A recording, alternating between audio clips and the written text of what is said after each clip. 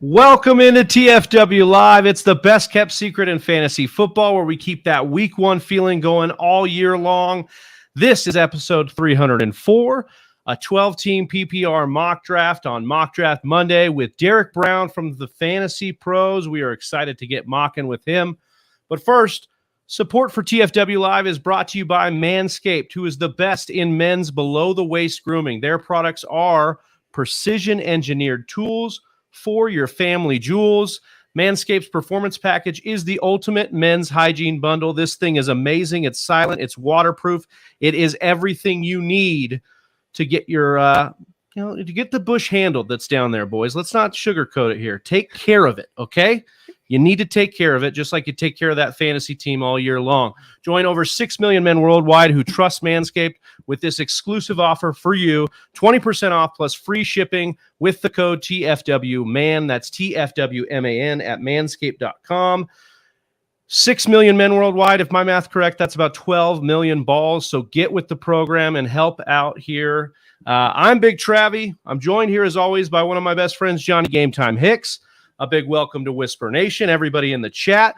A big welcome back to you. Oh, I appreciate that. Yeah, back from the expo this weekend. It was a blast. We'll get to talking about that a little bit later, of course, as well. We got to give some gratitude to our members on the YouTube who support through a monthly subscription. Bailey Ziegler, Kevin Davey, Nick, Brett Zabo, John Credit, Eric Lorenzen, Donnie Tubbs, Jersey J, Hanimal, and my dad, Don Caples, holding it down. Appreciate you, Dad. Shout out as well to our Patrons. They support the show throughout. We've got big updates to the Patreon coming this month, so stay tuned. And if you want to join that growing list of YouTube members, help support the show, click join next to the video right now. And as always, we love to recognize those newest members of Whisper Nation who support the show or follow us on social media. We got a big list from the expo, so bear with me here. Herms, John McGlynn, Matt Thompson, Tampa Bay 838, Sean Morelio, Sean Carter 8688, I Flores 215, Ryan _Holt _0, Zeke Rye Donahue, Dave M. Kluge, got a shout out to our boy Kluge, King Carne, Brooklyn Silver, I Am Superfax, Swexty WGB, Iron Never Lies, Eric Froton, Kelly Singh, Bob Lung, Juggers, Jim Coventry, Chris Robin, Tommy Harvey, Devon Alston, Jeff, son of Mr. Ratman Crisco, Drew DeLuca, Joe Shuey, Josh Fuster, Master IDP, Will, Nick Constantino, Pats Fitzmaurice, Fighting Chance Steve, The Catch Fantasy Football, Drew, Eric Freehand, Troy for Hire, Tanis Salva, Mad Jester and Ty, Chuck Bass, and Chris Howard. And I'm sure there's plenty more that we missed, but this has been an awesome weekend for us. And if you want to be part of a awesome community where you know you belong, hit that subscribe button on the YouTube channel. We're just trying to get one more subscriber, one more on this stream. Could be you. Let us know where you're streaming from. If you're new, we'd love to shout you out. And as I said above, today's episode, we're joined by a very special guest. We've got the lead, or one of the lead fantasy analysts over on Fantasy Pros, Derek Brown, a.k.a. D-Bro, a.k.a. the King of Bros. You know him as a Jalen Tolbert and Tristan Ebner truther. Whisper Nation, please welcome in Derek Brown. What's going on, D-Bro? Let's go. That is a wonderful intro. I'll take both of those monikers. Tolbert's been a love since Senior Bowl, and I'm not stopping now, baby. Yes, let's do it, D-Bro. Tolbert to the moon. Well, we appreciate you coming on here. We are excited to get to know you. Appreciate y'all for having me. Shit. Yeah, of course, man. We wanted you on the marathon. Didn't work out, but we'll get you next year. We got you now, so what the hell? Now it's even better. We won't be deprived of sleep. We might be actually a little bit on here, so we'll be ready for you. We want to get to know you a little bit better. Let Whisper Nation get to know you a little bit better, so we'll start off with some rapid-fire questions. What year did you start playing fantasy football? That's a really good question. I don't remember the exact year because years run together and I'm not exactly young anymore. But I do remember a fatal flaw in my fantasy attack that year, and it will go down in infamy. I still get shit about it to this day in this league with some friends and buddies from college.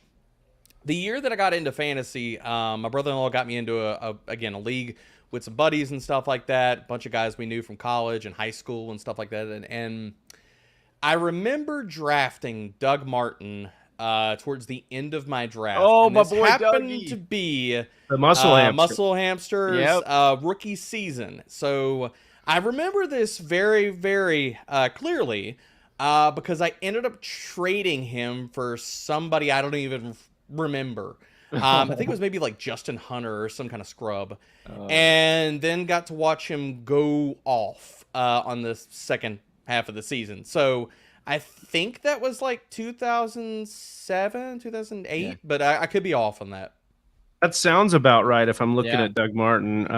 He had the one Raiders game that was basically made him who he was, and then we kept drafting him all the time off of that one game. But how about rooting for your NFL team or your fantasy team more, D-Bro? Oh, it's my fantasy team, man. Like, I'm a Saints homer, love the New Orleans Saints, grew up in Louisiana. I'll bleed black and gold to the day I'm dead and cold, but I care about my DFS lineups and I care about my fantasy squads a shit ton more than I care about the Saints. Yeah, makes sense when you got skin in the game. It makes a little bit more sense. Favorite fantasy football player of all time? Oof. I'm gonna go with there's two really good names that I love, and it's either got to be prime Jimmy Graham. It's a good one. Nah, you know what? Nah, I'm gonna go with the GOAT, dude. I'm gonna go with the guy that I loved him. I drafted him every single year. Could not get enough. Jamal Charles was my dude. Man. Awesome. I love Jamal would Charles. love that answer. Yeah. There is nothing better when he breaks off a 60-yard run and you're sitting on the couch and you go, Jamal Charles to the house. Like, it was fantastic. Well, he was electric. His photo had him in braces, which was so funny. His Yahoo account. Oh, the stock photos that they never update. Yeah, they ended up like there's probably Devonta Adams in a stock photo with Green Bay Packers gear on. Did they pull it from his high school yearbook if he's got braces on? That's crazy. Man. Fantasy player that's burned you the most, T-Bro? Oof. Doug Martin. No, honestly, I think it's probably Julio Jones. Only because I never, over the last like 3 to 4 years of playing DFS, man, I never get Julio week right. Never could get it right. Like, the 1 week he'd blow up and you'd win like everything, I would never hit it right. I'd be like, all right, baby, it's Julio week. And it wasn't Julio week. I would sit him and I was like, it's not Julio week. There ain't no way it's Julio week. And it was always Julio week. So yeah, that's probably the guy that I think off the top of my head I've just never been able to get him right, man, ever. Well, and he had those years. I mean, Matt Ryan was allergic to throwing him touchdowns, so that was the other part that was frustrating with Julio. Too. Back in on him this year, baby? Yeah. Actually, I am. So that means that probably everybody out there needs to be fading him. Yeah. Again, I probably won't get him right, but I am in on him this year. I've got him. I think wide receiver 47 right now, if that counts as being in. Yeah. Right. It'll be startable. How about a favorite live draft memory of all time? One of my favorite live drafts was a few years ago. They had a fantasy football convention down here in DFW that's now defunct. But at the first year they ran that, me and shout out to my girl, the first lady of fantasy, Casey Kasem, we're doing a live draft at a bar in Dallas. And we were both about 10 shots in. Shit, I don't even know how many shots in we were. It was and it was a blast, man. It was so much fun. I remember getting so pissed off and like hollering and stuff. Like, they almost kicked me out of the bar because she sniped, of all people, but this is where we were. She sniped Jamison Crowder from me in the live draft. And I was so ticked off. But, I was so happy with myself that I paid up. I aggressively drafted Ty Montgomery, and that worked out so well. But tons of fun, man. It was a fantastic live draft. That's awesome. What's a sound that you love? Oof. Man, you know what? I should have just this would have been really good on-air sounder if I would have opened this cider on air. Yeah. But nothing's better, man, when you open a cold one after a long day or it's hot outside or whatever. I'm not a beer guy, but you pretty much any type of cider, you name it, I will drink it. Nice. So yeah, it's a satisfying sound. I'll say that. Love it. Favorite swear word? Oh, it's got to be fuck, right? Yeah, I mean, right? it's I mean, you asked me about it. I can't say that on the. I don't know No, if I you can cuss here. Yeah, no, yeah, of you course. brought it up. So, we wouldn't ask you unless we let you do it. It is fun. Well, I mean, maybe I'm painted into a corner. I don't know, man. Like, you know, it's all good. Well, I figure this is a safe space, so yeah, it is. Always, we got you. always. We got you. Yeah. What are the most leagues you played in one time, D-Bro? I guess we should not count best ball for the sickos there. Like, let's count managed leagues here. Well, first of all, I'm going to go back and amend the last answer. It's got to be fuckle. That's my favorite. Okay. I've coined that. That's patented. Yeah. But moving back to this, I think so. Last year was actually the most managed leagues, and I've had to cut down a lot. I think I was in between Dynasty, Redraft, all the things and stuff. I was probably in like 30 plus, somewhere in there. Whoa. And I've cut it down a lot. Like, I think I'm down to how many managed leagues? I've got 2 best ball dynasties. I've got one redraft league. The only redraft league I'm doing this year is Scott Fishbowl. And I've got I think like 5 or 6 other dynasty leagues that I still have. Nice. But I cut it way down, man. Like, I was just like, that's with like the content and bandwidth and really I've gotten so much into DFS. Like, it's too much between that and shows and all that kind of stuff. It's too much to do every single Sunday. So you never want to be that guy in a league where you're like, or that girl, like, where you're like, you're just not active. Like, nobody wants to be that person, you know, like, that sucks. You know, it sucks for you, it sucks for the league. It's just not cool. So, like, out of respect for the leagues, like, I had to, like, back out of a lot of leagues that I just loved. Like, I was in a bunch of leagues with, like, friends and from college, previous spots that I've written and worked with and stuff like that. And I just had to back out of them, man. I'm like, I don't want to be that guy. I'm kind of being that guy, and I just don't want to do that. So, you know, you got to give respect. Good on you, man. Yeah. Set those boundaries, man, and then you're not the guy that's like, letting people down for sure. Yeah, Pat is just like, oh, whatever. Pat Green is just like, oh, whatever. Pat's a psycho, man. I love Pat, but Grain doesn't like nobody else, dude. He's got so many FFPC leagues. The good thing is he's got some co-managers for at least some of those. Exactly. That's the way you do it. I think if you're gonna play that many, co-manage it, right? Like, get somebody else in there that can help you out when you need it a little bit. Most exciting fantasy football moment for you? Probably it was taking down my family home league, which folded 2 years ago. But I beat of all people, I beat my father-in-law in the finals.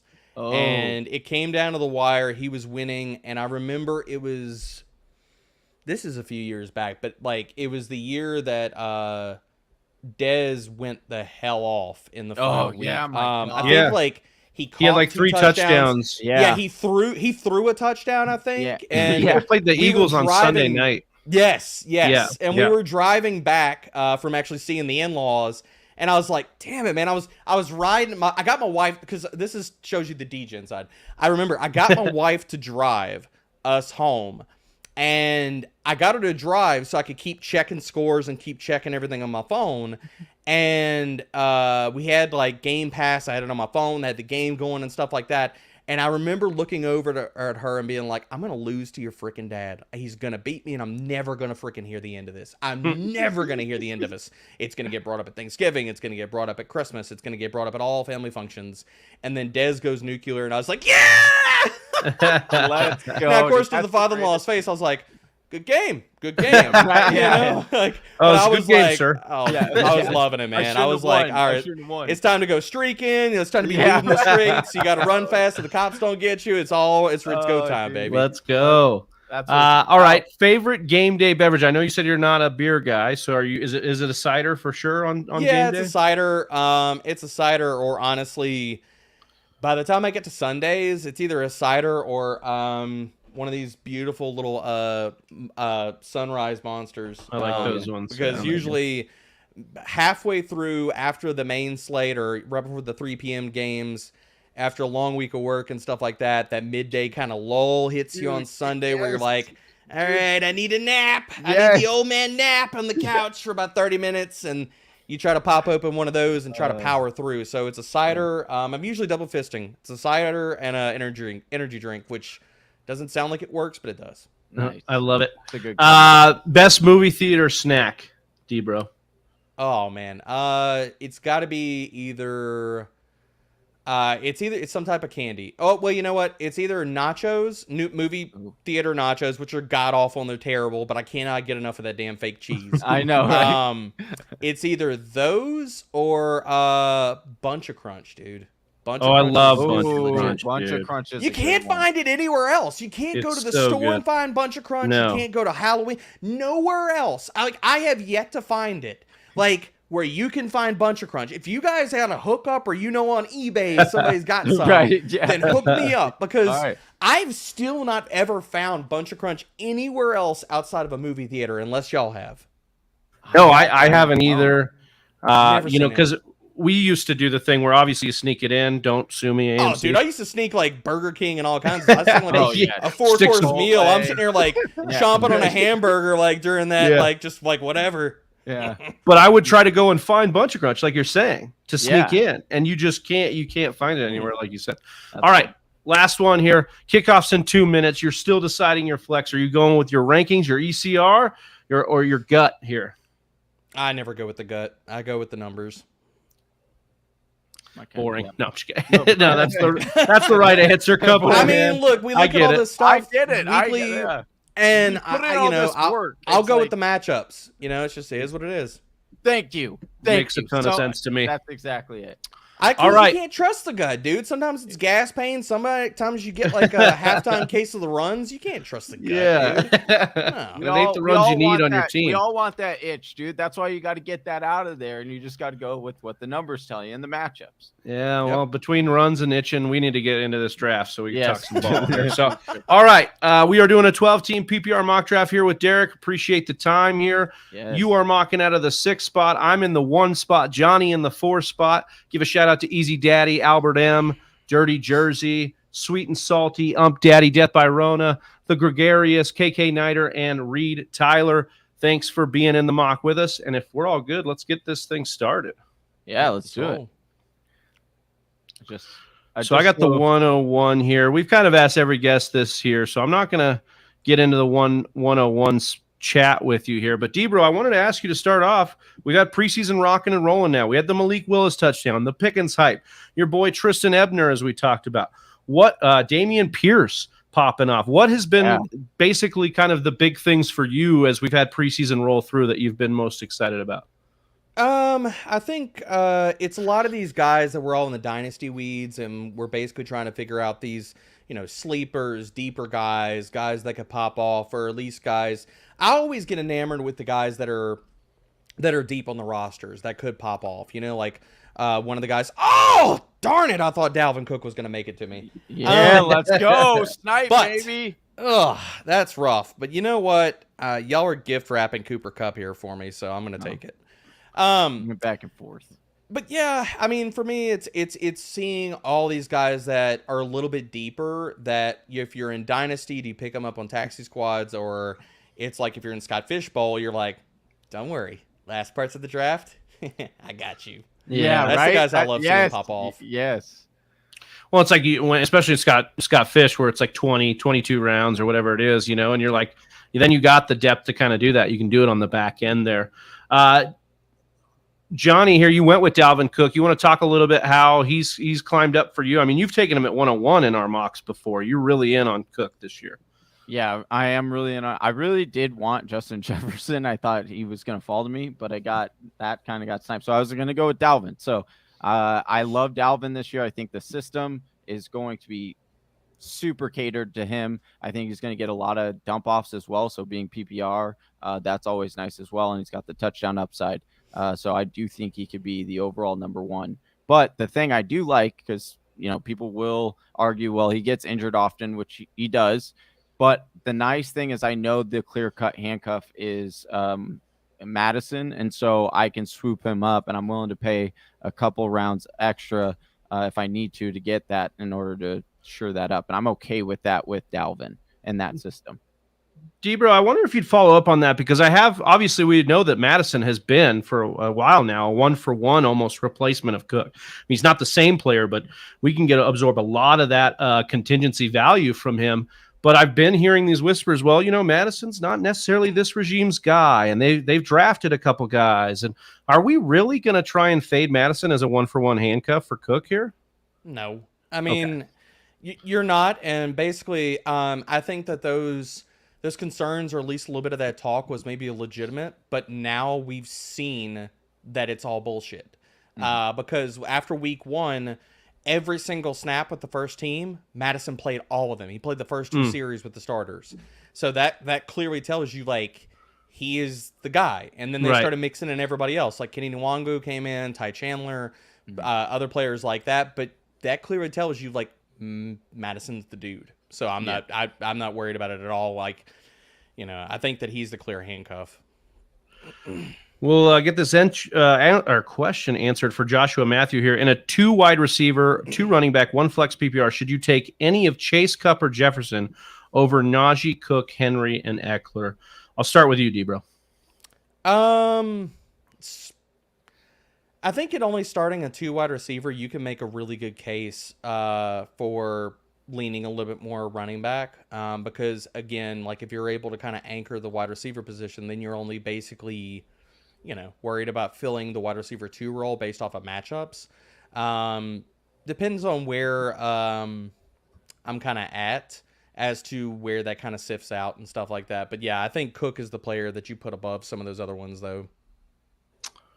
We've got D-Bro coming up on the clock. Johnny, you pretty much agree with that situation. I know you took Cook here. Yeah, I do. I think that was well said. All right, we'll move here into the second round. So are you? We got D-Bro on the clock here. Johnny, I'll give you that same question I kind of asked D-Bro. I love the Javonte pick, Derek. Yeah, you should talk about Javonte. Yeah, if you want to speak a little bit on Javonte, I think he's just kind of the guy. I know we're getting the timeshare talk right now and all these different things is concerned, but Javonte just profiles as like this year's maybe Jonathan Taylor or this type that can just really explode and force Denver's hand here. I mean, he's the upside swing, man. It's like, could Melvin Gordon hold him down? Sure, can happen. Could he grab 65% of this backfield and end up as a top 5 running back? That can absolutely happen too. I mean, there's so many different outs. I think you're looking at like the floor is, okay, he's a top 24 running back in one of the best offenses in the league is the floor you're kind of looking at.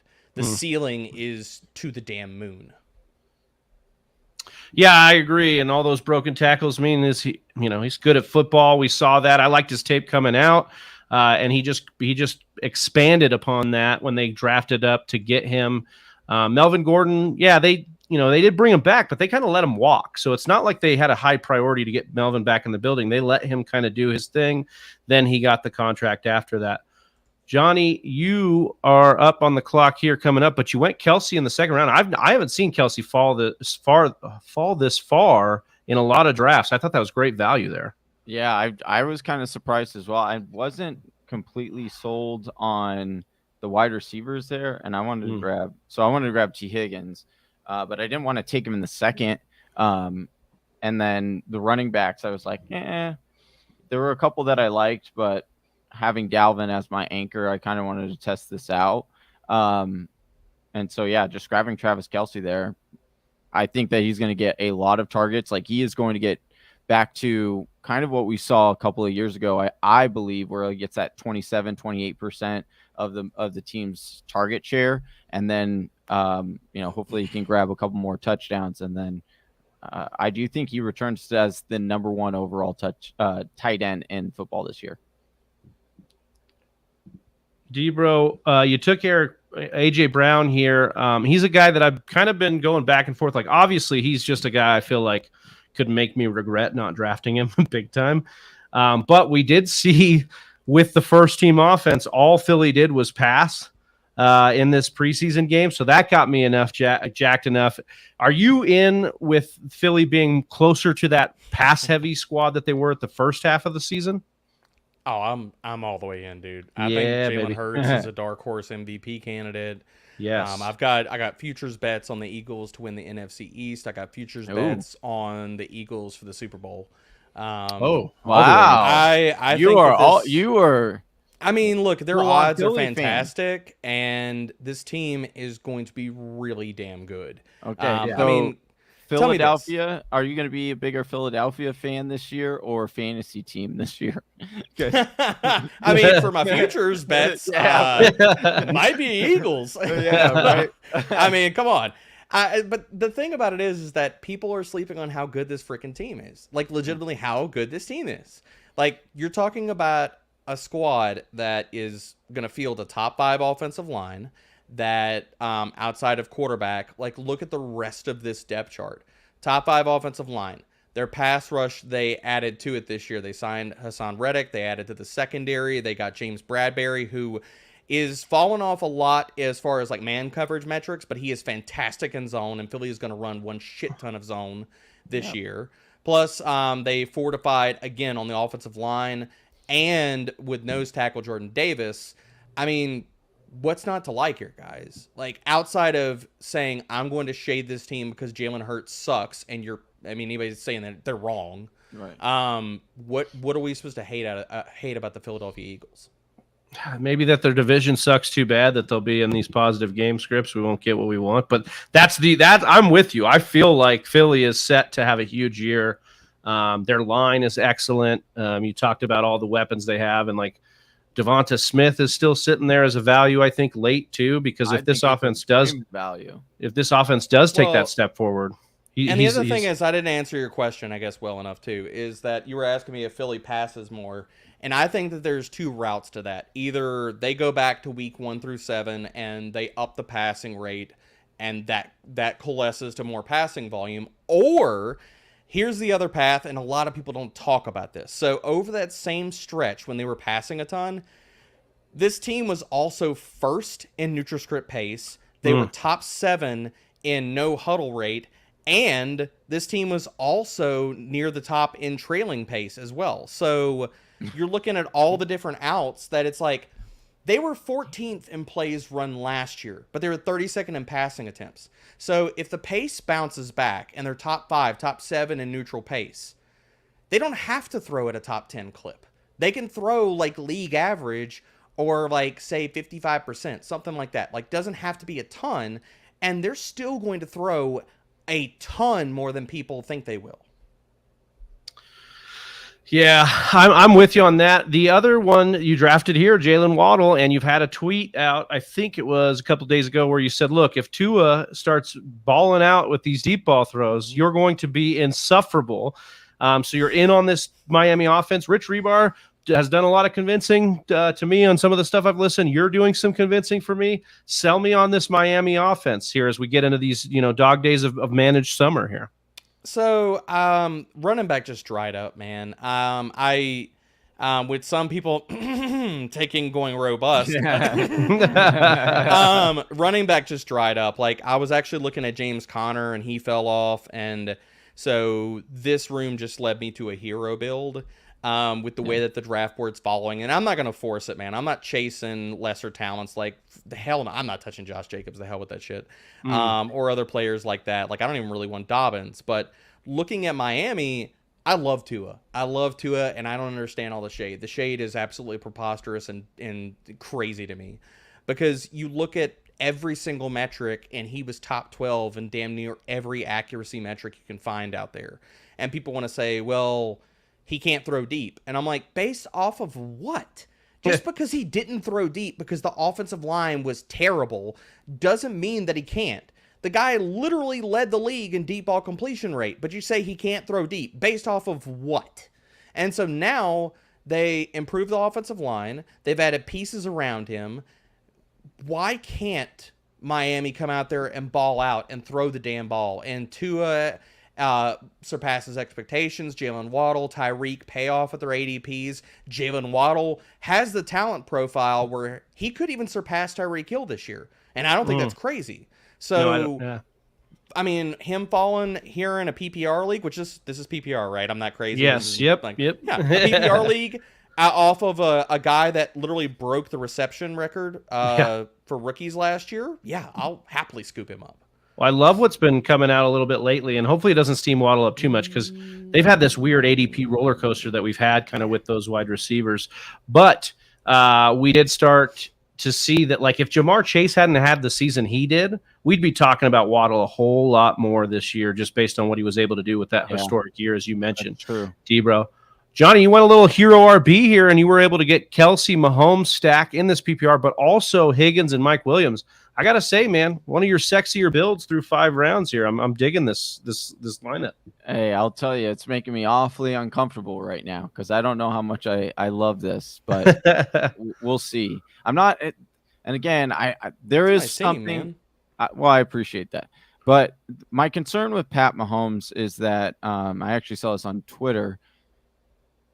Apologies, I don't remember who had tweeted this out, but it was talking about how Patrick Mahomes had struggled last year as far as, in the beginning of the season, adjusting coverages. And then now we're expecting him to at least be as good, or if not better, without, one of the best wide receivers in football. And so that kind of gave me pause. Now, I do think Juju will be a good wide receiver for them. I do think that they put in some nice pieces.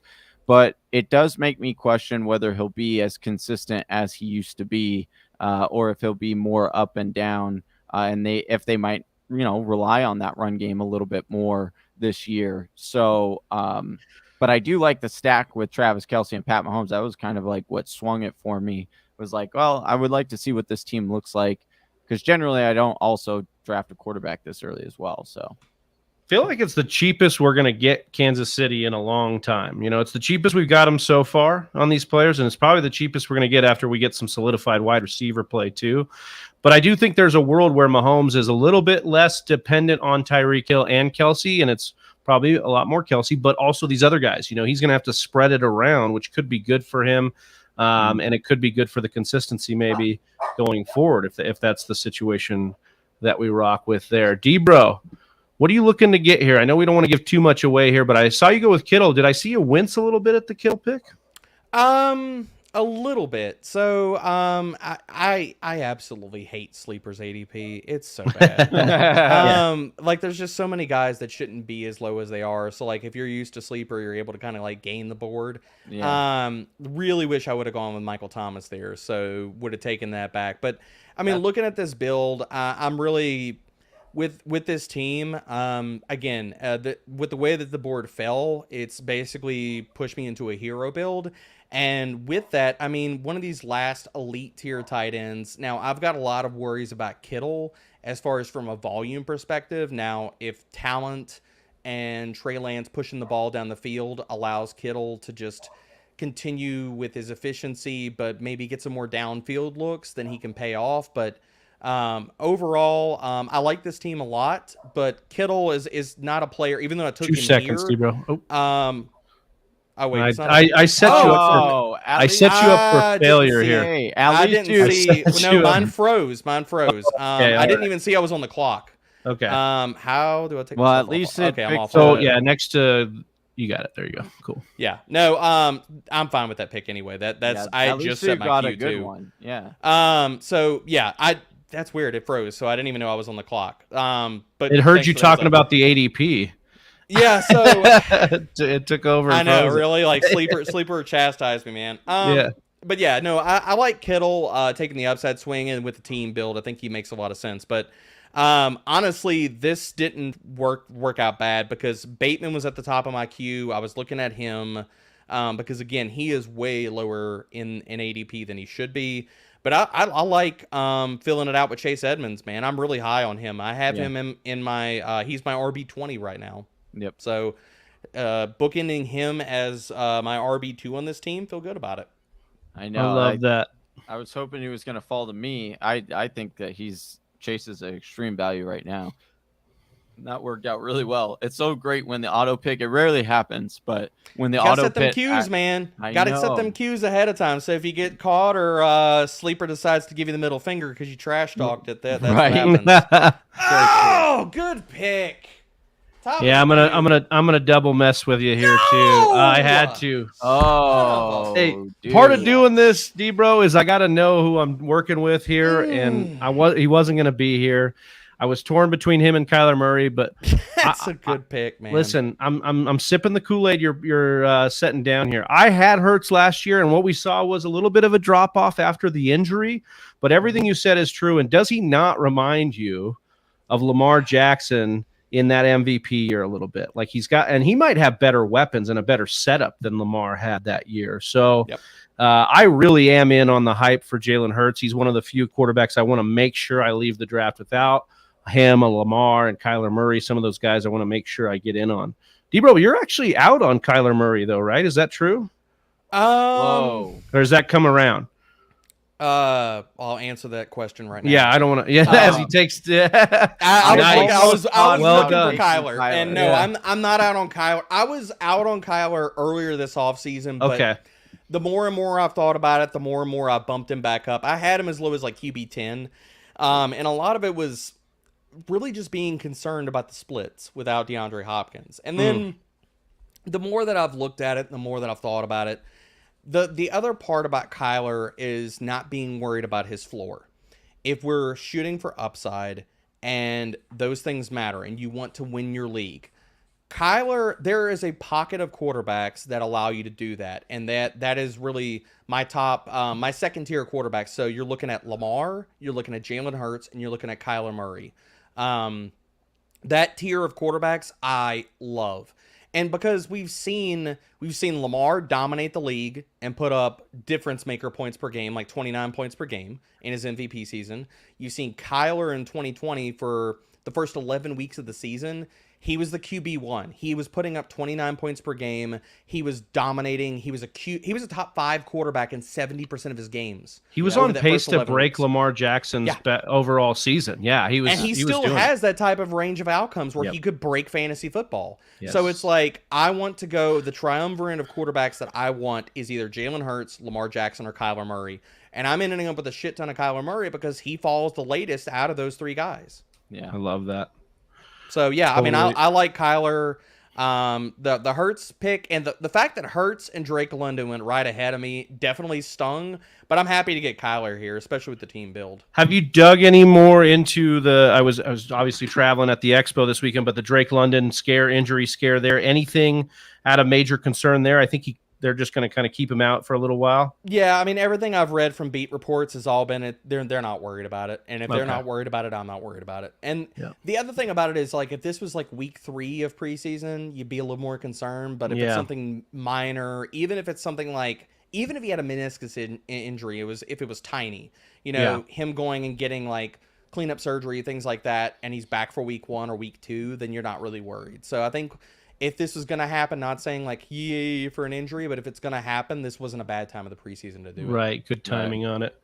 Zach Wilson might be praying fortunate that it happened this time too. He might be able to get back in time. I'm still worried about Zach Wilson. I don't think the injury is because the only reason we worry about stuff, and it comes down to like, where do we sit with that? Like, we still haven't gotten clear reports on like definitively what that's going to kind of look like, Yeah. So you're aboard. We're worried about Zach Wilson. Yeah. We're worried about Zach Wilson. So is his best friends. They're not trusting him anymore. So Braxton Berrios is probably crying into his story. Dude. Right. Keeping his mom away from the facility, apparently. So that's sweet and salty. Hunter Renfrow light. Sweet and salty went with a rookie wide receiver, but he chose poorly. He went with the wrong rookie wide receiver. This is actually Scott's girlfriend, Sweet and Salty. She's in here, so So she went with the wrong rookie, says D-Bro here. I'm sorry, I don't mean to talk down, but she chose poorly. And you're still all the way in on Sky Moore. My worry isn't that Sky Moore is good. It's really about the surrounding people. And I'm not saying MVS and Juju are good, but they probably are going to take a little bit away from his redraft stock this year, I would think, right, D-Bro? Or you think redraft's the way to go with it? I think he's fine. I mean, one of my bold takes was that he was going to finish as a wide receiver 1 this year. So I've got him ranked aggressively, what people think is aggressively. I've got him at wide receiver 31. So I love him. I love the talent. I mean, my pushback against it, is you look at this depth chart. You have nothing but role players outside of Sky Moore. Like MVS is a field stretcher only. Juju is a slot zone beater only. Mecole Hardman is an equipment manager only. Like all these guys have specialized roles. Yeah, you like that? God, that was good. That was good. All these guys have specialized roles except for Sky Moore. He could beat man, he could beat zone, he could beat press. He's a baller. If Mecole Hardman going in the second round never happened, tell me this, guys. If Mecole Hardman had never gone to Kansas City in the second round, where do you think consensus would be at on Sky Moore right now? That's a great question because obviously we are burned. We have that recency bias with Mecole. But if we're looking at prospects, I got to think Sky Moore's a better prospect than Mecole Hardman was. I know they're drafted similar capital, but as far as routes that win in the NFL, Mecole seemed to be drafted as a scared pick. They were scared because Tyreek Hill could have been suspended. So they went out and got a guy that kind of fit that mold. I'm with you on that, D-Bro. But to answer your question, I don't know. I'd imagine a little bit higher, obviously, than Sky Moore, maybe closer to the Juju range. Yeah, I mean, I think he would be going inside the top 36 wide receivers, but because you have Juju truthers out in the streets, and you have Mecole people that are still dealing with PTSD from that. We're naked. Then they're all worried about it, and that's pushing Sky Moore down into like ridiculous proportions into wider. I feel like Sky Moore is going to be one of the most obvious things when we look back at this season and say, okay, super talented prospect, going in the second round, airdropped into Kansas City. These are the guys he faced competition behind Travis Kelce, and we didn't see this coming. I feel like it's going to be an obvious call at the end of the season where people look back and they're like, damn it, man. Like, why? Why did I talk myself out of it? So that's why I'm all in, man. And you wouldn't take him ahead of Drake London, though? You think Drake London's the better wide receiver rookie to snag here? Yes, obviously. Just I think I have Drake London as at wide receiver 25. I think Drake London, his target share, his talent, his ability.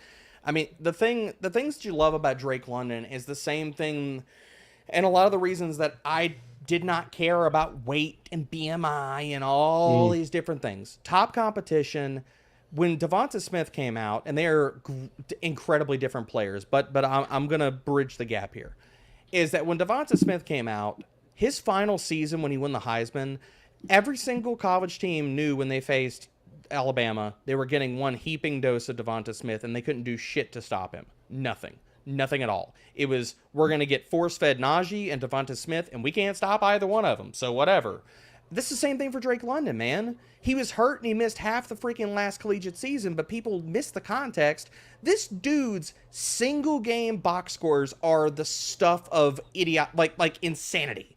Like, he was averaging 14 targets, 11 receptions, and 135 receiving yards per game in his final year. Like, those numbers just... So, yeah, I think Drake London's going to command a 25% target share. It is the Pac-12. So that is one thing. But I'm not saying that he's going to be a terrible wide receiver, but I think we're going to be vastly disappointed because, one, it's not just about his talent. It's also the talent of the quarterback. And what we've seen from the quarterback is that now Ritter did look good. Did Mariota not look good in that one series? I'm saying I do think Mariota will keep the job a lot longer. I'm not pushing back. I'm asking. I'm legitimately asking. Like, I thought he looked really good. Yeah. But the thing is when you look at Mariota, he goes to his tight end quite often, and so that's go ahead. So that's just my concern is that, hey, we're looking in now. Again, will London see targets? I do think he'll see targets. Now, it's just that depends on the accuracy of those targets. And because we saw the thing with Corey Davis, where Corey Davis would get, he'd have like these 15 target games, but he was only able to rally in like 8 of them, So like, that's just my concern with London. So a few things to kind of parse through there. Yeah, I said a lot in that. I apologize. Well, I think like we almost muted your mic, so yeah. I mean, I went on like a 10-minute rant a second ago, so no shame, no shade.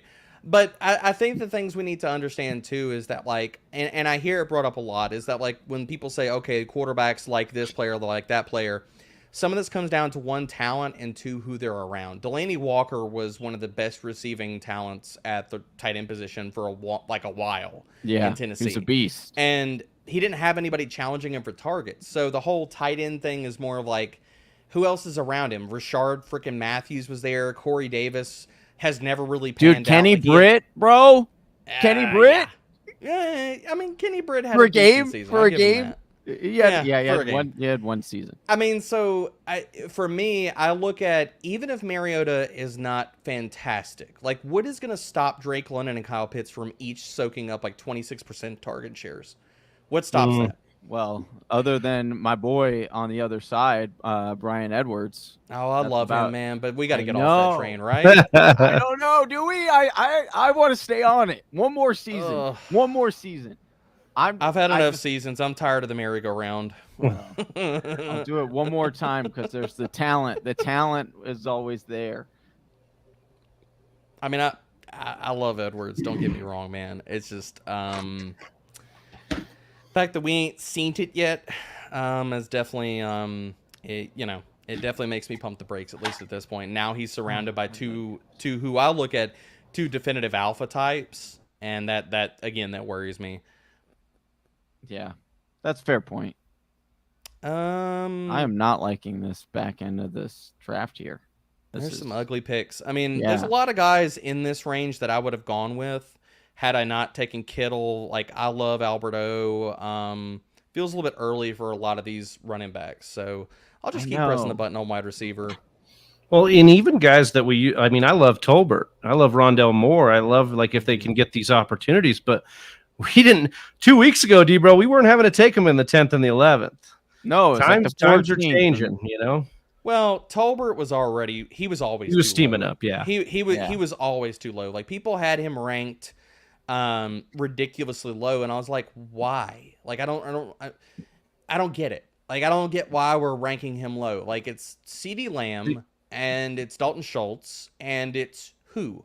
Yeah. Gallup is not coming back until like freaking November. Like Pollard moving into the slot. That's what it is. You know, it's like, yep. I'm totally with you. It makes all the sense in the world. The only argument you hear back for Tolbert is draft capital, right? Like, that's the only thing people he will wasn't say. An early declare, right? He's 23, and like it's like, but the dude balled. Like, the dude, he balled. Straight up balled. The dude is a hardcore, legit baller. Like, I've been on him ever since, like, I saw him. I got to interview him and talk to him at Senior Bowl. The dude's a dog. He's put together like a freaking Greek god. Let's go. I'm a huge fan of his talent. Like, I look at him as Marvin Jones with better deep speed. I love Tolbert. I think that he's going to be fantastic. I gobbled him up in every single rookie draft. I had him ranked aggressively. I mean, why do we not? So I think the other thing that needs context around some of these rookies that come out, because we all get caught up in early breakout age. We all get caught up in early declares. When you go to freaking South Alabama, unless your agent or people around you are telling you that, hey, yes, you're going to go in the NFL draft. Yes, hey, you're going to be selected at this spot by this team or whatever. You know what I mean? Then tell me why the guy out of South Alabama doesn't just go back to the team and say, you know, okay, well, I'm just going to get another year of seasoning. I'm going to ball out, and hopefully this helps me. Like, if he gets bad info, or if he gets info that he's not going to go high, I'm not going to buy into hype, but right now I am going to take this upside swing. Lord help me. This is not me buying into Twitter hype, okay? I just want to throw this out. There he is. At this time of the draft, this is where you just say screw ADP and you throw it out the damn window. Dude, Pacheco. I'm in on the old late Pacheco hype here. I mean, he goes in the 12th or 13th round. If he sucks or he doesn't do anything, cut him after week 3 or week 4. Whatever. Right. It doesn't matter. Yeah. You know, but if Clyde Edwards-Helaire gets hurt, then cool. But back to Tolbert. I love Tolbert. Like, the thing about it, like, these non-early declares is, like, if you come from a small school and you're getting this information, why would you come out? Like, tell me that, guys. Like, why would you come out as a prospect if you're not going to get the draft capital? Like, if he'd have come out last year and he went in the 5th round, as opposed to where he did this year, then will we say his prospects as an NFL player are better, or did he improve his draft stock, and does he have a better outlook this year based off of he'd have come out last year and he would have been buried on a depth chart or gone in the 4th round or been a damn UDFA, So yeah, I push back on some of that stuff because we also need to understand the context of like these players and what they hear and their draft stock in small schools and things like that. Yeah, I feel that way with Olave. Like what's not being talked about with Olave is that he played through the COVID year and he decided to go back and like look at what the Saints gave up to go get him. Like I'd say that paid off for Olave, like he actually went up, and now you could argue that they shouldn't have given up that much, but I love Olave. I think he's polished, and people are just kind of saying, well, I don't know, all these the early declare stuff and the senior. I'm just like, come on, guys. Sometimes guys are just good at football. Like that's what we got to go with. Right. The eyeball test, the fit. Exactly. Because that's the thing is like sometimes fit can make a player. Like going into a certain system that just fits a player's talents, coaching just fits right, and then all of a sudden you get an explosion of a player, similar to Cordero Patterson last year, right? Cordero Patterson gets into the right system that uses them in a certain way, and then you get this explosion of a fantasy season, an outlier, and those are the guys that you target that win your league. Those are the ones that you have to go for. My man Debro here drafted 5 rookies in the last 6 rounds here. Is that right? He thought it was a dynasty. He thought it was a dynasty league here. He says, "Don't care." I like upside. Yeah, baby. I like the mystery upside. box. And if you want better context about their JJ Zacharyson has done awesome studies on the underrated upside of rookies in the back half of their rookie seasons, how they improve in points per game. They're awesome down the stretch. So this is what I keep pushing back against this from the entire fantasy industry. I do not understand for the life of me, and maybe it's just this rookie class, or maybe this is something we do as an industry every single year. Like coming out of last year, we say, man, Jamar Chase was that dude. Jalen Waddle was that good. Amon-Ra St. Brown balled out. But, I don't know about Sky Moore. Man, I don't know about Drake London. Yeah. Man, I don't know about these rookies. But then it's like at the end of the year, we say, dude, they were freaking awesome. But then we come back around to draft season. We're like, well, I don't know because I haven't seen it. And we talk ourselves out of it. And I don't get it. Like, I'm like, no, like, that's fine. Instead of some old dust ball, I don't want to draft. I'll take some young kid and I'll sit here and like Jamison Williams. People are like, well, I mean, we don't know when he's all right. This one's for the brand, baby. For the brand. Hey-o. Nice. There you go. Nice. But people say I don't want to draft Jamison Williams because he's not going to be ready till November. Point me to the damn release from any beat writer that definitively says he will not be ready until November. Point me to any draft where his ADP is outpacing his possible upside down the back half of the season. Mm-hmm. You're picking him in the 140s, the wide receiver 50, 60, 70 range. You're taking him with one of the last 3 picks of any like home league draft, and people are like, but I just don't know about Jamison Williams. At that point of the draft, who gives a shit if he doesn't play with the 5 games? Who cares? Right. Like, why does that matter? Like, your only thing you could say 5 are your last few picks outside the top 120 players. Are you looking at starting that guy week 1 unless your draft goes shit sideways? You shouldn't be. Yeah, so people are like, but I'm not going to get him for the first 6 weeks. What wide receiver 6 or 7 are you looking that you should be plugging into your lineup in week 3? Tell me that. If you did it, you drafted wrong. If that's what you're looking for, yeah. If you need to sit here and start your wide receiver 7 in week 3, you done fucked up. It doesn't matter anymore. Yeah, that's right. A really good point. Right. Well, we did it. We didn't fuck up here. We drafted the whole damn thing here. 14 rounds, PPR, 12 team mock draft with our guy Derek Brown, Debro here. So a little bit of what we like to do here, Debro, is go through our teams. We'll talk a little bit about that build. We'll also do a roast and toast of some of other Whisper Nation that was with us here. But we'll let you kick this thing off. Debro, tell us a little bit about your build and what you were able to do here. Yeah, man, I feel good about this squad. I really do. Oh, sweet mother of hell. Did I not draft a quarterback? No, you got Kyler Murray. No, you got okay, never mind. I got Kyler Murray. Yeah. Oh my God, I had a heart attack. I was like, whoa, wait a minute. I scrolled up and down too fast. I missed Kyler when I went up and down the team. I was like, never mind. I done screwed up on this team. Anyway, going back now after the brain fart. I feel good about this team though, guys. Like I feel good. I took the value where it was presented. So leaned into a hero build here. My running back room, I got Devonta Williams, and then just really piecing together upside shots for RB2, because with as many wide receivers as I went with, I'm going to have a wide receiver in the flex. That's what's going to happen with this team. Having Cooper Kupp, A.J. Brown, Jalen Waddle as we're starting 3 wide receivers, correct? That is correct, sir. Yep. And so those guys are never coming out of the lineup outside of bye weeks. And then I'm looking at the flex. I'm going to pick between Sky Moore, Russell Gage, Christian Watson, and Jamison Williams, and then just figure out RB2, which I know I got timed out, but Chase Edmonds was at the top of my queue. And if he hits, I'm not even worried about RB2. And then the upside swings of Isaiah Spiller, Isaiah Pacheco, and yes, Tristan Ebner, my dude.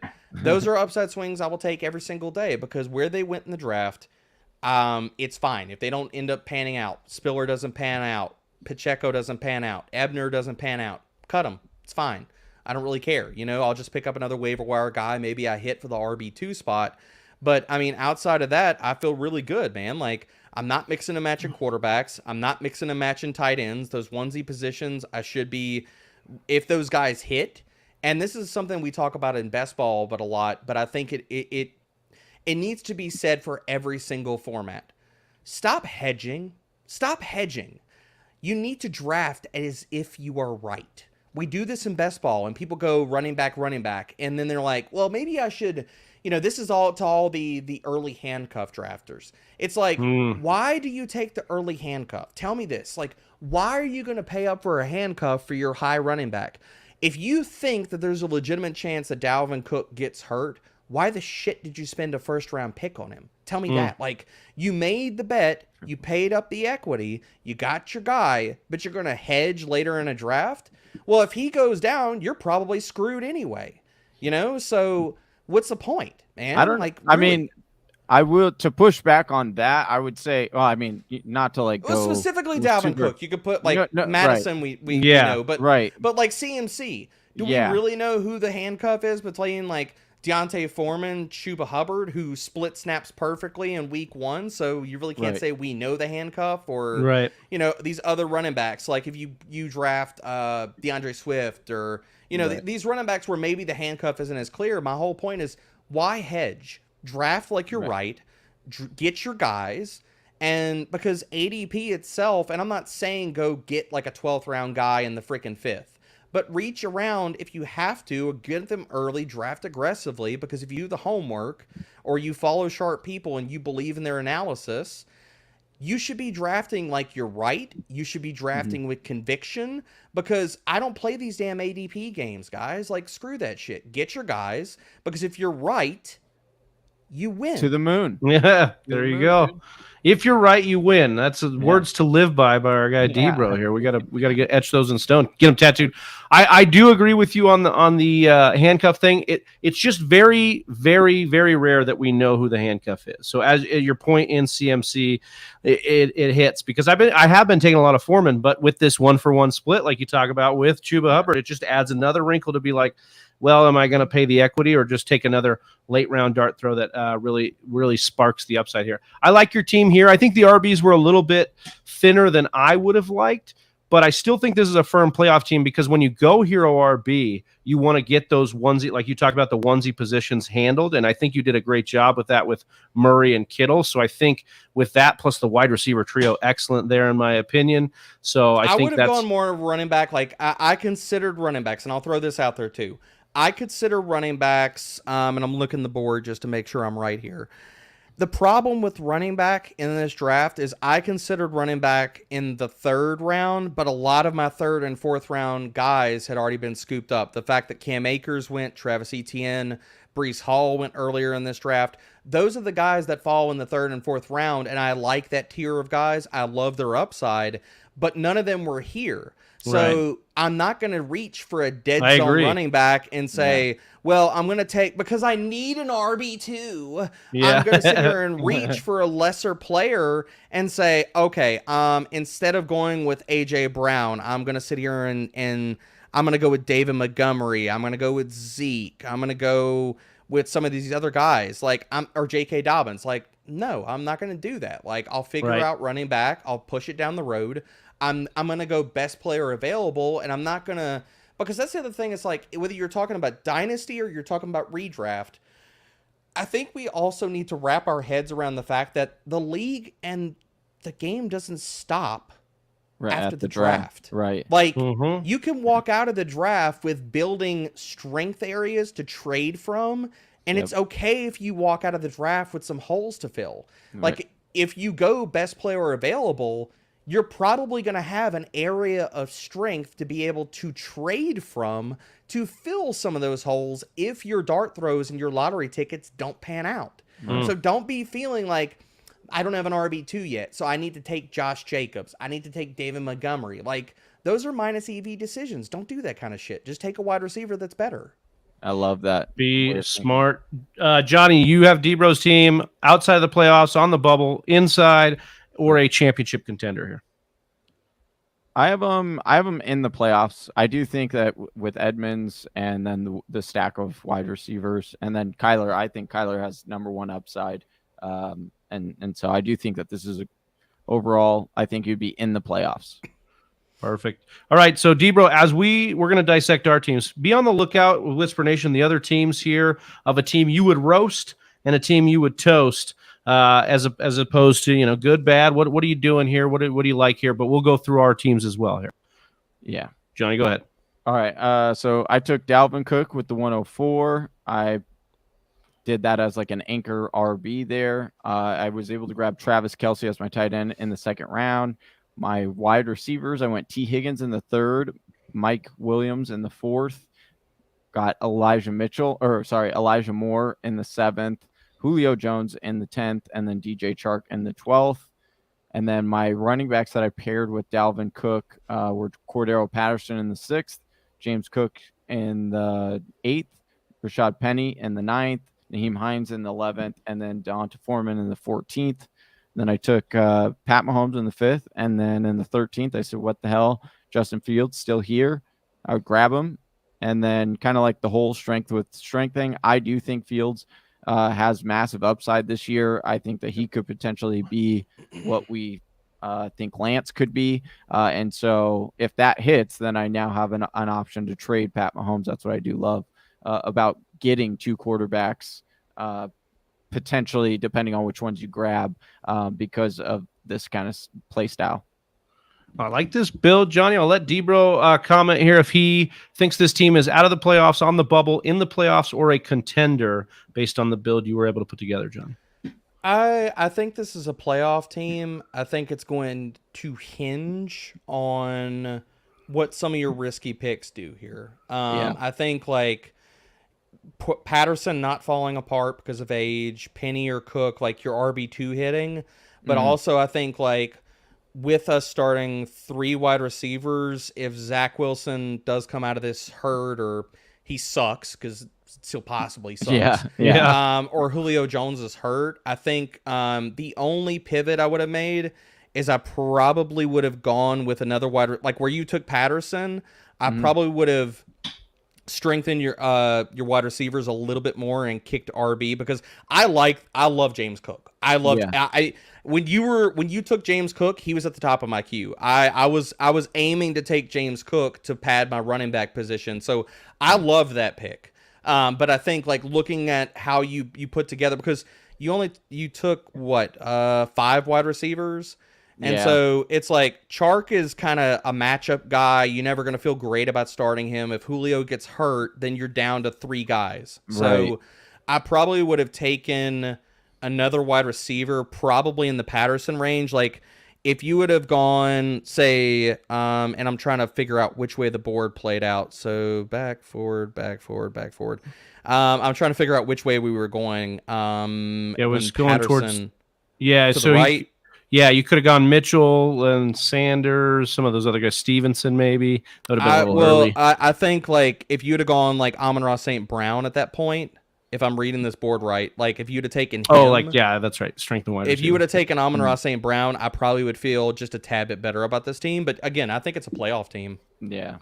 No, I'm in agreement there. I think your RB2 scares me, but I like all the different lottery picks you went, especially in PPR, to try and get one of those to stick. This is one of those teams where you could be in the playoffs and looking really freaking pretty, or you could be hitting the waiver wire if like some of those guys fall apart. But exactly. I mean, here's the thing: like you risk it for the biscuit. If you're not first, you're worst. Like screw it. Like we're going for championships here. Like people draft too safe. They hedge the hell out of stuff. Like.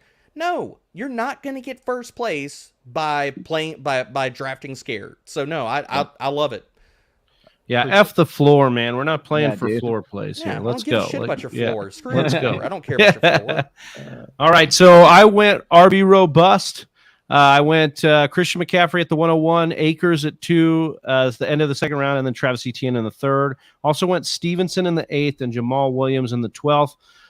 I'm buying the Hard Knocks hype. I love my boy Jamal. I'm a Packers fan, so I got some love for Jamal for sure. At wide receiver, this wasn't my best or my favorite wide receiver build, but that's what happens. You go RB robust. These things are going to happen. Went Metcalf, Robinson, Davis. I'm not huge on Metcalf, but he was kind of like the last alpha sitting there for me, so I took him there. But I love Robinson, love Davis, love the upside there. Hopefully they can hit. Obviously, Jalen Hurts, much to D-Bro's chagrin there. Took him there. Zach Ertz, and then David Njoku to round it out just as an upside play on Zach Ertz. Should Watson get back sooner than later. I don't love usually what's happened at this 101. I've been able to kind of scoop up better RBs than this. I'm not in love with this RB robust build. I know I got some flack from Scott in the chat about Akers. I do think Akers just has upside. Same with ETN. So I kind of just swung with those, but that's my team right there. Johnny, why don't you let me know what you think? Playoff team, bubble, out of the playoffs, or a contender here? I do think this is a playoff team. Because I do think that DK does finish as a top 15 wide receiver. And then you got Allen Robinson, who that was the guy I was hoping. Like you guys were talking about, me going in a wide receiver position. I got sniped on Allen Robinson because that was where I was planning to go with the Pat Mahomes pick. And then I also got sniped on Amon-Ra went a little bit earlier, and so did Michael Thomas. Those were 2 wide receivers I was also looking at. Yeah, so top of my queue too. Yeah, so but Travis, I think you did a really, really great job with this build. I think Zach Ertz, getting him so late, he's just a top 5 tight end that you can get in that 8, 9, 10 rounds. That I just think is a lock at that position. So I really like this team. I think you did a good job balancing upside with some good solid pieces that do have upside still left. So I'd say in the playoffs with this one. All right, D-Bro, what do you think? I was gonna say, do you want my 2 cents? Because I think this team is straight sex, dude. Let's go. It fucks hard, baby. Dude, let's go. It fucks hard. I love this team. Yes, I really, really like this team. So the only thing I would have changed with this team, considering you went robust, I would not have touched running back until like the last 3 rounds. I would not, because if those guys you're making the bet that CMC, Akers, and ETN all hit. You're never having to worry about a flex. You should never having to be worried about like starting anybody else outside of those guys at the running back position. Even if you like we're talking about like with bye weeks and stuff, you're still going to have RB1, RB2. So with the robust build, I would not have touched running back until like the last like 2-3 rounds. I probably would have gone those 3 running backs, and then the last 3 picks of the draft, taken 3 running backs or 2 running backs, because you're making the bet those guys stay healthy. If that happens, then I won't need them. You won't need them at all. You won't need them at all. So like then you just pad with upside shots at wide receiver and tight end, and you're gravy, dude. So, I mean, outside of that, I really like this team. I'm in love with Ramondre Stevenson. I love the big man. He is awesome. Yes. That, again, if this is redraft purposes, you could easily trade him for another wide receiver. That's not a problem. Or package him and Dubs and take advantage of the hype right now and get a really damn good wide receiver and put this team over the top. Yeah. Or you would package him with DK and go get yourself like a top 10 guy. Yeah. It would be the move. But this team screams magic to me. I think Zach Ertz, I don't know if he has the upside of what we saw last year because the offense fell apart around him and he got tons of volume.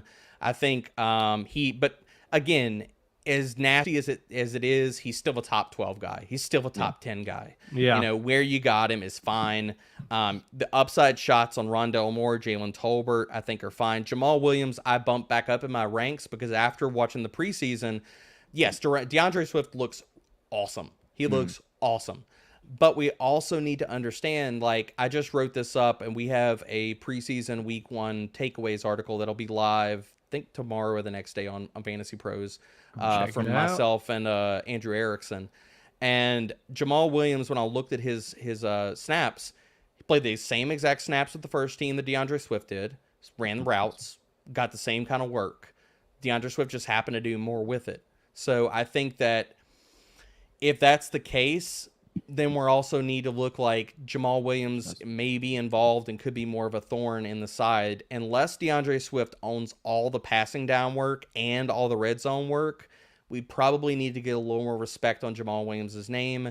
And the upside is still there for DeAndre Swift to be this year's Austin Eckler. That still can happen. But we also need to come to grips as well with a little bit of the downside too. So like the Williams pick, I like this team all overall, man. And I think you gave yourself a good upside swing with looking at Zach Ertz as a top 12 tight end. I freaking love David Njoku, man. And I don't know if Jacoby Brissett is throwing in the ball. I don't give a crap if it's Watson. I don't give a crap if Josh Rosen almost helps gets back that it's Brissett because Brissett loves his tight ends. I mean, my whole thing is that, like, David Njoku flashed elite athleticism and efficiency last year. Like, he was top 12 in yards per route run and yak per reception last year. They gave him a massive contract. There's still nobody outside of. That's the thing, D-Bro. The yak, it's like, who else on their team is going to give them yak other than Njoku? Yeah. I mean, like, really, like, maybe Kareem Hunt. Yeah. Like, I mean, DPJ is overrated. Right. Anthony Schwartz has still not been a thing. Amari Cooper is on the back end of his career, and he has declining metrics. Like, David Njoku can...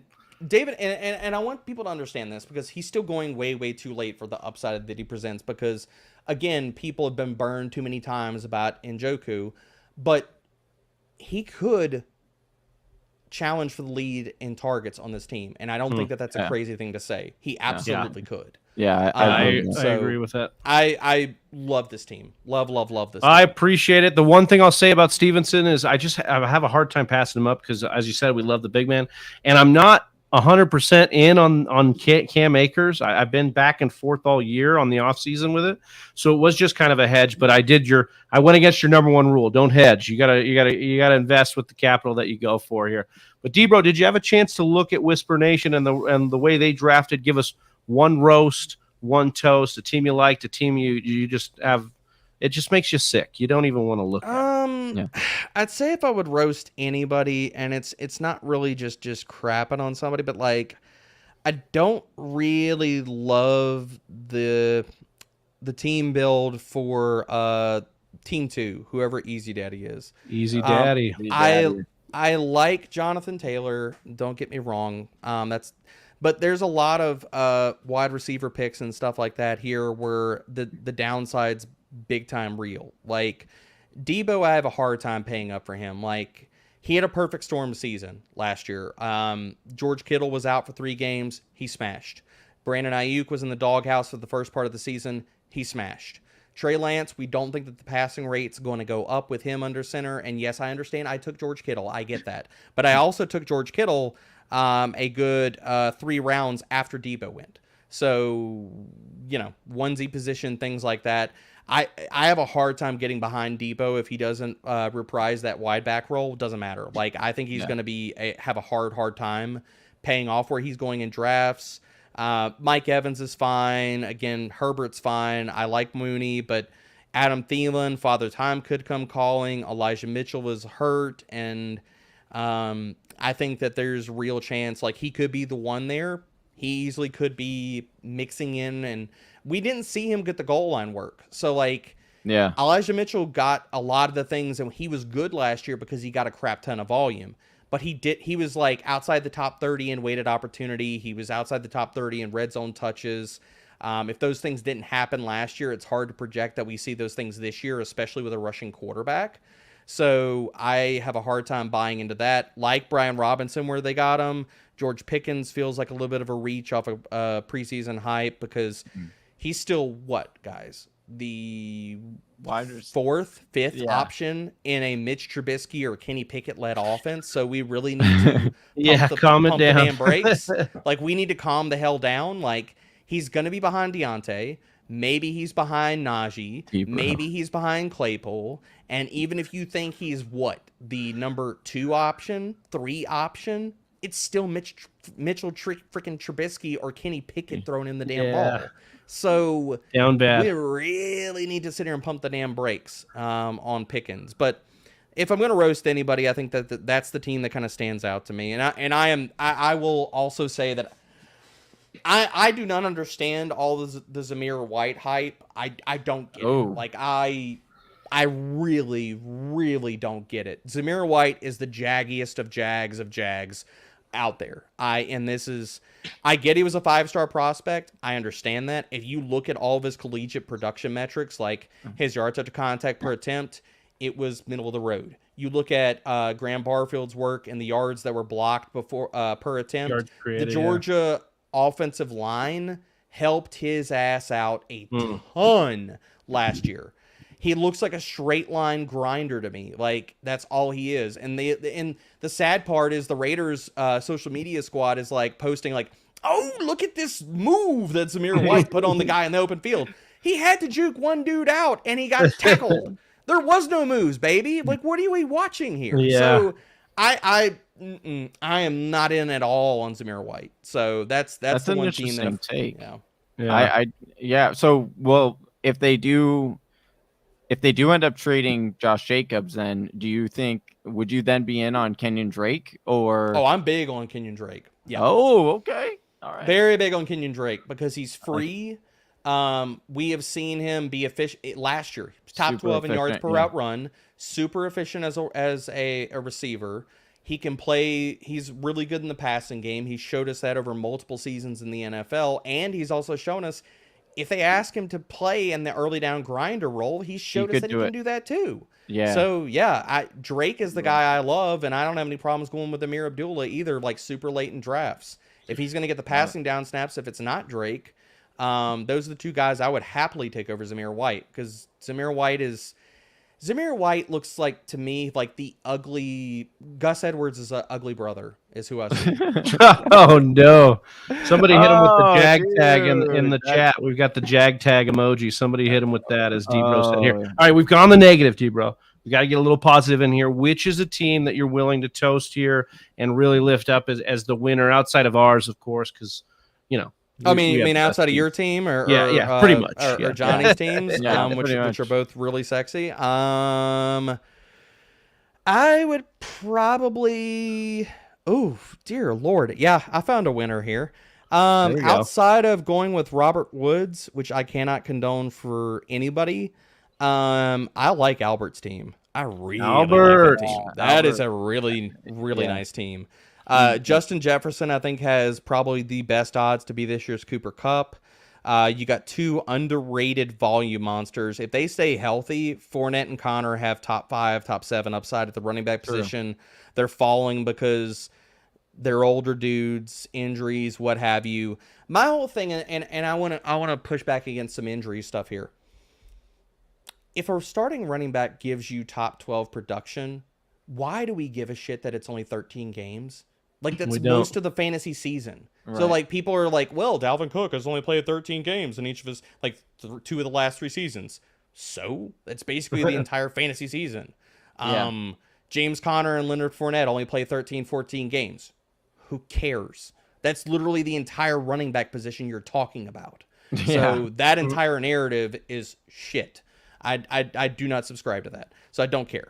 So Leonard Fournette, James Conner, I love. DJ Moore, I've always loved the talent. Marquise Brown, there is a path, a really, really damn easy path, that he leads the NFL in deep receiving yards this year. Because Kyler Murray, I do not think that people understand. Kyler Murray is one of the best deep ball throwers in the entire NFL.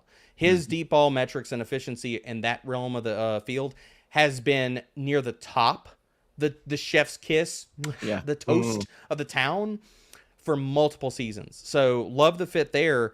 And yeah, man, I mean, Albert also got some of my love list guys. Like, went with Drake London, went with Tony Pollard. One of my bold predictions on the Fantasy Pros show was that Tony Pollard ends up as an RB1 even with Zeke being healthy. Wow. I think that he is. I think Tony Pollard is Austin Eckler of Big D. Wow. I think. You know, I think he's And also. so you're buying the move to the slot. You're buying the. We've seen this, right? Like we talked about Matt Kelly a little bit off air, but the consolation, the law of conservation of targets, it usually goes to the running back. We've seen that before. If it leaves the team, and Dallas, man, they've got so many of them. So you're really in on Pollard, really building that role for himself this year. Okay, so here's the thing. We always talk about buying into good offenses. I don't think that we lean enough into this at certain aspects of our draft or how we rank. So people could look at my rankings and say, oh, my Lord in heaven, how do you have Tony Pollard as a top 24 running back? Oh, my Lord in heaven, how do you have A.J. Dillon as a top 24 running back? We've seen over multiple seasons different instances where really, really good offenses support multiple running backs, support multiple wide receivers. We see this every freaking year. And instead of jumping on landmines for running backs that are in the dead zone, or we're hoping that, maybe they maintain their roles like a Josh Jacobs or David Montgomery. Yeah. Why are we not diving into talented as shit players on really good offenses that have shown us elite efficiency? And everybody that's out there talking about Tony Pollard and how talented he is still does not give enough credence to how damn good he is. And I'm going to throw two stats out there why I absolutely believe in him this year. One being that he is the only running back with 100 or more rushing attempts and 20 or more targets that finished top five in yards after contact per attempt and yards per route run. He is the only running back that can sit and wear that banner in the entire NFL. And those are not small sample sizes. Let's go. And Tony Pollard, and this is a smaller sample size, but it speaks to elite efficiency. Out of all running backs, wide receivers, tight ends that garnered 10 or more slot targets last year, Tony Pollard was also top 12 in yards per route run from the slot. Okay. So yes, I am massively buying into him being their slot wide receiver. I am massively buying into him gobbling up targets. Again, I'll throw it out there for anybody just now tuning in. Tony Pollard is the Austin Eckler of Dallas, and I love him this year. Let's go. I love the Pollard hype. Really I hope that Jerry Jones will like it enough to get it involved as well. But screw Jerry. I don't need Jerry's approval. Kellen Moore, that's the man that I want to get. Hopefully. Scream, McCarthy. Pollard's going in. Yes, do it, please, for the rest of us so we can be sane. But, Debro, this has been an absolute treat. We appreciated you coming on here, 12-team PPR mock draft with you. Go ahead and let the people know what you're working on, what's coming up. I know it's a ton over there with Fantasy Pros, but where they can find you and what you're working on, man. Yeah, man, all the things and stuff.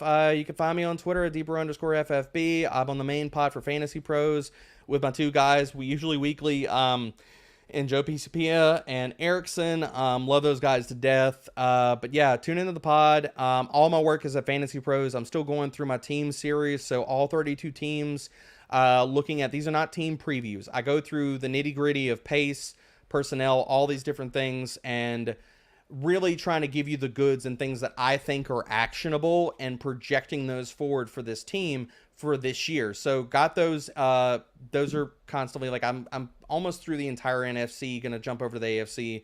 And yeah, man, I'm gonna got some really good stuff in the works for Fantasy Pros for this upcoming season. Gonna have a lot of content.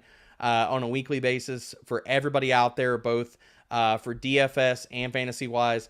And also, I have to say this, man. If you are into redraft drafts, if those are coming up, if you are doing in the best ball streets right now, both of our draft kits are live on Fantasy Pros right now. And you can at me, you can slide up in my DMs, you can try to roast me on Twitter. Go check them out. If you can honestly tell me, if you go check those out, you scroll up and down there, and you can honestly tell me it is not one gigantic mountain, crazy amount of content for both of those, come at me.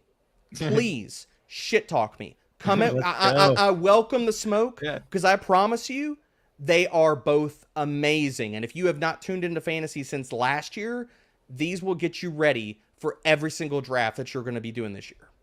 D-Bro, going to get you right. Get over to Fantasy Pros. Check it out, guys. It's well worth it. And this has been well worth the wait. We appreciate you again, D-Bro, so much. This was a blast. For Johnny Game Time Hicks, I'm Big Travie. For Austin Sear and Donnie Tubbs, we're the Fantasy Whisperers, man. We're out of here. Peace. Right here. Hey, do you like mock drafts? We do too. You can come back every Monday and mock with us. Check out one of these videos and make sure you're liked and subscribed.